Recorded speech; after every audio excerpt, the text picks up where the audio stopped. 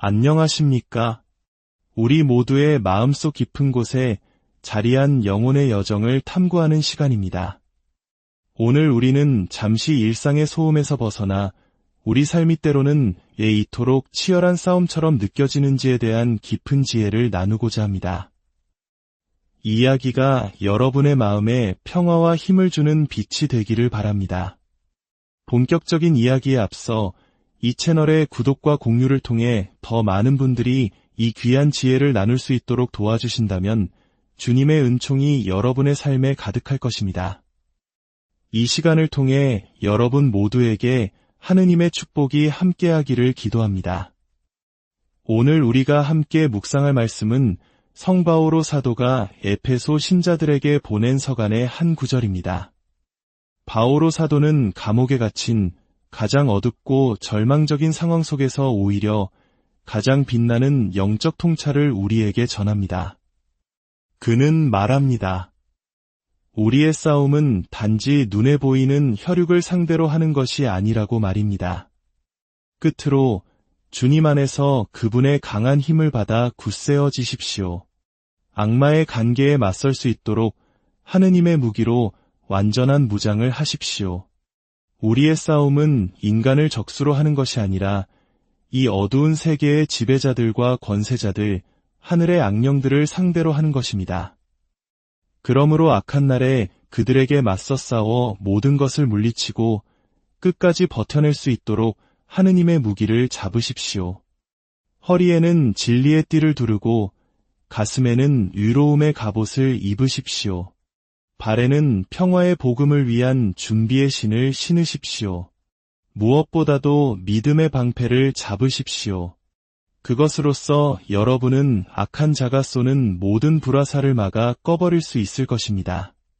그리고 구원의 투구를 받아쓰고 성령의 칼, 곧 하느님의 말씀을 받으십시오. 어떠한 때에나 성령 안에서 온갖 기도와 간구를 하십시오. 또 늘 깨어 있으면서 모든 성도를 위하여 끊임없이 간구하십시오. 그리고 나를 위해서도 기도해 주십시오. 내가 입을 열 때에 말씀을 주시어 내가 복음의 신비를 담대히 알릴 수 있도록 말입니다. 성 바오로 사도의 이 강력한 메시지는 우리에게 영적 전투, 즉 우리 내면에서 벌어지는 보이지 않는 싸움에 대해 이야기합니다. 20세기의 위대한 성인 파드레 비오 신부님 역시 평생을 이 영적 전투 속에서 사셨던 분입니다. 그분은 우리에게 싸움이 계속되는 한 희망도 계속된다는 사실을 삶으로 증명해 보이셨습니다. 자, 이제 바오로 사도의 말씀을 따라 하느님께서 우리에게 어떤 영적인 무기들을 주셨는지 하나씩 살펴보겠습니다. 우리 각자가 세례를 받던 그 순간부터 우리 영혼의 무기고에 갖추어진 이 장비들을 우리는 과연 알고 있었을까요? 혹시 먼지만 쌓인 채 방치해두지는 않았는지 점검해 볼 시간입니다. 중요한 것은 이 무기라는 표현이 결코 폭력이나 공격성을 의미하지 않는다는 점입니다. 이 무기들은 타인을 향한 것이 아니라 우리 자신을 지키고 우리 내면의 어둠과 싸워 더욱 깊고 진실한 삶을 살아가도록 돕는 영적인 도구들입니다. 바오로 사도는 우리가 악마의 관계에 맞서기 위해 이 무기들이 필요하다고 말합니다. 여기서 관계란 원문인 그리스어에 따르면 방법들 혹은 전술들을 의미합니다. 그렇습니다. 악마에게는 우리를 무너뜨리기 위한 교묘한 전술이 있습니다. 파드레 비오 성인께서 지적하셨듯 악마의 첫 번째이자 가장 교활한 전술은 바로 자신이 존재하지 않는 척하는 것입니다. 마치 그런 것은 없다는 듯이 우리 삶을 교란시키는 것이죠. 우리 마음에 이유 없는 불안과 두려움을 심고 어둠을 들이우며 잘못된 행동을 하도록 부추기면서도 결코 자신의 모습을 드러내지 않습니다. 이것이 바로 악마의 기본 전략입니다. 예수님께서 씨 뿌리는 사람의 비유를 통해 설명하신 것도 바로 이 점입니다. 좋은 밭에 뿌려진 하느님의 말씀이라는 씨앗을 가장 먼저 와서 채워가는 존재가 바로 악마입니다. 어린 시절, 아침에 눈을 떴을 때 세상이 단순하고 아름다워 보였던 순간을 기억하십니까? 그때는 우리 마음속에 하느님의 순수한 말씀이 살아있었기 때문입니다. 하지만 어느 순간부터인가 우리는 모든 것을 의심과 걱정, 불안의 눈으로 바라보기 시작했습니다. 하느님의 말씀이 서서히 우리 마음을 떠나고 그 빈자리를 걱정, 불안, 시기, 질투 같은 다른 말들이 채워버린 것입니다. 악마는 우리를 끊임없이 고발하는 자이기도 합니다. 파드레 비오 성인께서 두려움은 죄 자체보다 더 나쁘다고 말씀하신 이유가 여기에 있습니다. 악마는 우리가 실수했을 때조차 우리 자신을 용서하고 인내하며 온유하게 바라보시는 하느님의 목소리를 빼앗아갑니다. 대신 우리 스스로에 대한 두려움과 의심, 공포심을 심어놓습니다. 바로 이곳 파드레 비오 성인의 고해소에서 수많은 영혼이 치유받은 이유도 그것입니다. 사람들은 원수의 고발로 가득 찬 무거운 마음을 안고 이곳을 찾았습니다. 죄와 어둠으로 가득 찬 마음을 이끌고 파드레 비오 성인 앞에 무릎 꿇었을 때 그들은 하느님의 시선, 자비로운 아버지의 눈길을 통해 다시 일어설 수 있었습니다. 그리고 마침내 기쁨과 위안을 안고 집으로 돌아갔습니다. 이것이 바로 파드레 비오 성인의 위대한 사목이었습니다. 사람들의 마음속에 하느님의 말씀을 되찾아주는 것. 이것이 우리가 싸워야 할 첫 번째 위대한 전투입니다.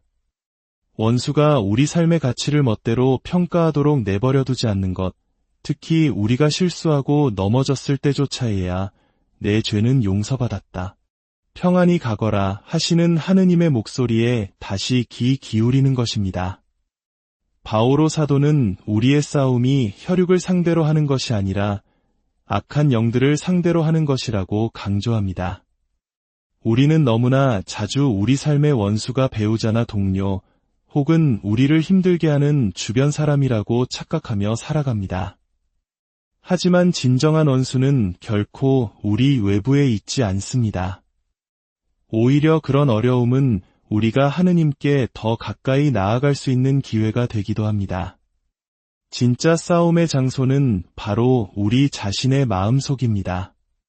우리가 지금부터 살펴볼 모든 영적 무기들은 결코 다른 사람을 향해서는 안 되며 오직 우리 자신을 위해 마치 외과의사가 생명을 살리기 위해 메스를 사용하듯 우리 영혼을 치유하고 살리기 위해 사용되어야 합니다. 그러므로 악한 날에 맞서고 모든 것을 이겨낸 뒤에도 굳건히 서기 위해 하느님의 무장을 갖추십시오. 바오로 사도는 우리 삶의 악한 날, 즉 시련의 순간이 찾아올 것이라고 말합니다. 많은 한국인들이 70년대의 혹독한 보릿고개를 넘고 IMF 외환위기라는 국가적 시련을 이겨냈던 것처럼 우리의 삶에도 크고 작은 시련은 반드시 찾아옵니다. 우리는 종종 왜 나에게만 이런 시련이 오는가라며 좌절하거나 불운이라고 여기기 쉽습니다. 하지만 영적 전투의 관점에서 보면 이 시련들은 우리가 진정으로 하느님의 자녀임을 증명하고 성장할 수 있는 소중한 기회입니다. 우리가 이 세상에 존재하는 이유는 무엇일까요? 파드레 비오 성인의 말씀처럼 고통받고 사랑하기 위해서입니다. 즉, 하느님의 자녀로 성장하기 위해서이며 이 진리는 시련이라는 시험을 통해 검증되고 단련될 필요가 있습니다. 비행기가 승객을 태우기 전에 수많은 안전 테스트를 거치는 것처럼 우리의 믿음 또한 시련을 통해 더욱 굳건해집니다. 그러므로 우리 삶의 어려운 순간들을 불운으로 여기지 말고 하느님께서 우리를 당신의 모습과 더욱 닮아가도록 성장시키는 은총의 시간으로 바라보는 지혜가 필요합니다. 이제 우리에게 주어진 무기들을 하나씩 살펴보겠습니다. 첫째, 허리에는 진리의 띠를 매십시오. 가장 먼저 굳건히 서는 것이 중요합니다. 이는 조각상처럼 미동도 없이 서 있으라는 뜻이 아닙니다. 두려움이나 자기 연민 없이 봉사와 행동을 위해 준비된 당당한 자세로 서는 것을 의미합니다. 이는 마치 부활하신 그리스도와 함께 다시 일어선 사람의 모습과 같습니다. 초대 교회 신자들은 부활 시기 동안 결코 무릎을 꿇지 않고 서서 기도했다고 합니다. 자신들이 살아있는 존재임을, 더 이상 절망에 무릎 꿇지 않을 것임을 몸으로 표현했던 것입니다. 그리고 허리에는 진리의 띠를 매야 합니다. 고대 복장에서 허리띠는 자유롭게 움직이기 위한 필수적인 도구였습니다. 허리띠를 매지 않으면 긴 옷자락에 발이 걸려 넘어지기 십상이었죠. 이 허리띠가 바로 진리라고 바오로 사도는 말합니다. 이는 매일 아침 우리가 나는 하느님의 사랑받는 자녀다라는 근본적인 진리로 우리 자신을 단단히 동염해야 한다는 의미입니다. 이 진리는 너무나 쉽게 잊힙니다. 출근길 신호등 앞에서 짜증이 밀려오는 순간 우리는 이미 그 진리를 잊어버렸을지 모릅니다. 세상이 나를 어떻게 평가하든 너는 내 눈에 소중하고 귀한 존재다라고 말씀하시는 하느님의 시선, 그것이 바로 우리가 굳게 붙잡아야 할 진리입니다. 둘째, 가슴에는 의로움의 갑옷을 입으십시오. 갑옷은 심장, 폐와 같이 우리 몸의 가장 중요하고 연약한 부분을 보호합니다. 우리 역시 매일 갑옷이 필요합니다. 우리는 좋은 옷과 멋진 모습으로 자신을 꾸미지만 그 어떤 것으로도 우리 내면의 두려움, 약함, 수치심을 완전히 가릴 수는 없습니다. 타인의 무심한 말 한마디, 작은 눈빛에도 쉽게 상처받는 것이 우리입니다. 그래서 우리에게는 의로움의 갑옷이 필요합니다. 하지만 이것은 우리의 의로움, 즉 우리가 얼마나 착하고 유능한지를 자랑하는 갑옷이 아닙니다. 그것은 바로 하느님의 의로움입니다.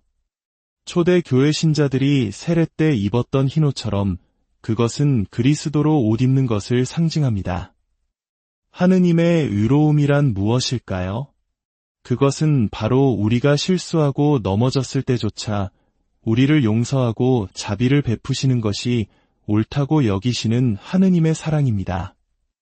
우리가 아무런 자격이 없을 때조차 우리를 온유함과 연민으로 바라보시는 것, 그것이 하느님의 정의입니다. 우리의 더러워진 옷을 당신 아드님의 피로 깨끗이 씻어주시고 우리에게 의로움의 갑옷을 다시 입혀주시는 것, 이것이 바로 고해성사의 신비입니다. 셋째, 발에는 평화의 복음을 위한 준비의 신을 신으십시오. 예수님 시대의 신발은 자유인의 상징이었습니다. 노예들은 맨발로 다녔습니다. 따라서 신발을 신는다는 것은 우리가 더 이상 죄의 노예가 아닌 하느님의 자유로운 자녀임을 기억하는 행위입니다. 우리는 매일 아침 잠자리에서 일어나 이 자유의 신발을 신고 세상으로 나아가야 합니다. 무엇을 위해서일까요? 바로 평화의 복음을 전하기 위해서입니다. 스스로와 화해하고 하느님과 화해한 사람만이 세상에 진정한 평화를 전할 수 있습니다. 오늘날 우리 세상에 가장 필요한 것이 바로 평화의 신을 신은 사람들이 아닐까요? 예수님께서는 제자들을 파견하시며 아무것도 가져가지 말고 오직 신발만은 신고 가라고 하셨습니다. 이는 빈손으로 겸손하게 다가갈 때 진정한 복음이 전해진다는 의미입니다. 넷째, 무엇보다도 믿음의 방패를 손에 드십시오. 바오로 사도는 이 방패를 항상 손에 들어야 한다고 말합니다. 우리는 종종 부활절이나 성탄절 같은 특별한 날에만 신앙인으로 살아가려 합니다. 하지만 영적 전투는 매일, 매 순간 이어집니다. 믿음의 방패는 악한 자가 쏘는 불화살을 막아줍니다. 이 불화살은 무엇일까요? 그것은 바로 우리가 복음의 가르침대로 살려고 할 때 우리를 흔드는 두려움, 의심, 주변의 시선과 같은 것들입니다. 과연 이렇게 사는 것이 맞을까? 사람들이 나를 비웃지 않을까? 하는 마음의 소리들입니다.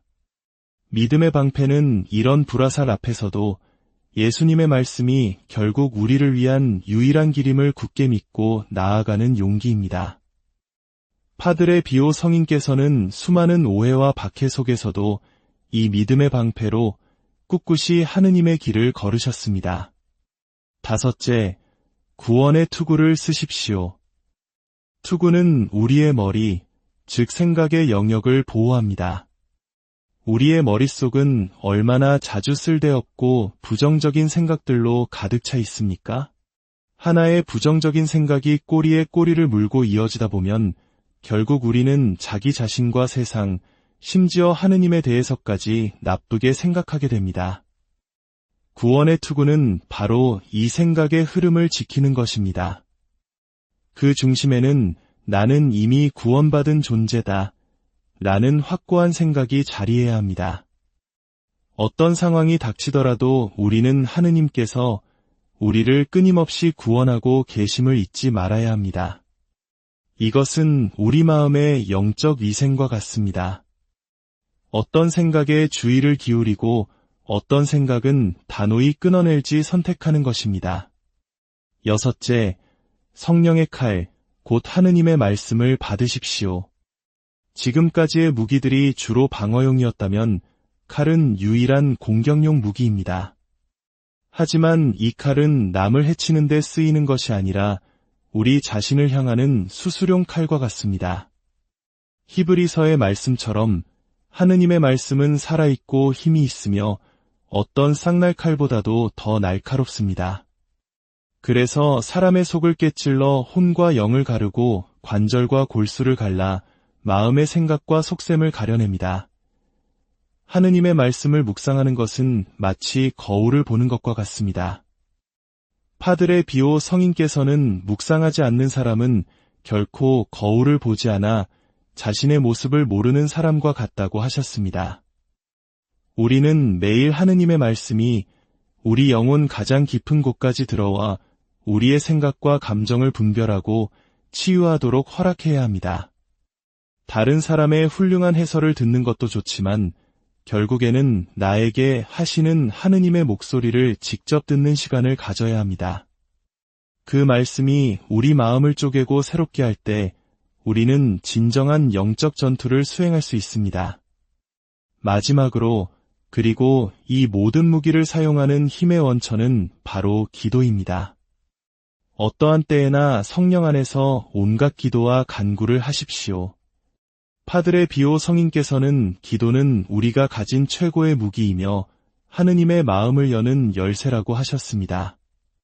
기도는 단순히 정해진 문구를 암송하는 것을 넘어섭니다. 그것은 하느님과의 관계 그 자체입니다.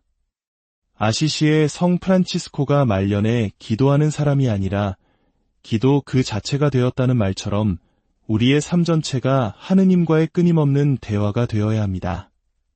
기도는 현실로부터의 도피가 아니라 오히려 가장 깊이 현실에 참여하는 행위입니다. 주님, 저를 당신의 자녀로 삼으셨으니 이제 당신의 일을 할 수 있도록 당신의 성령을 보내주소서. 이것이 진정한 기도입니다. 우리가 원하는 것들의 목록을 나열하는 대신 아버지, 당신의 뜻이 이루어지게 하소서라고 고백할 때 우리는 비로소 삶에 참된 평화와 안식을 얻게 됩니다. 형제자매 여러분, 이 모든 영적인 무기는 이미 우리 모두에게 주어져 있습니다. 여러분의 마음속 무기고를 확인해 보십시오. 진리의 띠, 의로움의 갑옷, 평화의 신, 믿음의 방패, 구원의 투구, 그리고 성령의 칼이 모두 그곳에 있습니다. 세상은 지금 하느님의 자녀들이 나타나기를 간절히 기다리고 있습니다. 자기 자신과 그리고 세상과 화해한 사람들, 하느님께 사랑받고 있음을 아는 까닭에 영원한 생명을 믿는 사람들, 논쟁과 분열 대신 평화를 심는 사람들 말입니다. 세상을 구원할 것은 새로운 철학이나 이론이 아닙니다. 세상은 이미 그리스도의 십자가로 구원받았습니다. 이제 필요한 것은 그분의 몸인 우리, 이 시대를 살아가는 온유하고 겸손한 그분의 군대입니다. 우리 안에 있는 두려움과 싸워 이기고 하느님의 용서와 사랑을 체험함으로써 세상에 그 사랑을 증언하는 것. 이것이 바로 우리가 싸워야 할 거룩한 전투입니다. 저와 여러분 모두가 이 영적 전투에서 승리하여 세상의 빛과 소금이 되기를 간절히 기도합니다. 주님께서 여러분에게 강복하시고 지켜주시며 주님께서 웃는 얼굴로 여러분을 비추시고 은혜를 베푸시며 주님께서 고이 여러분을 보시어 평화를 주시기를 빕니다.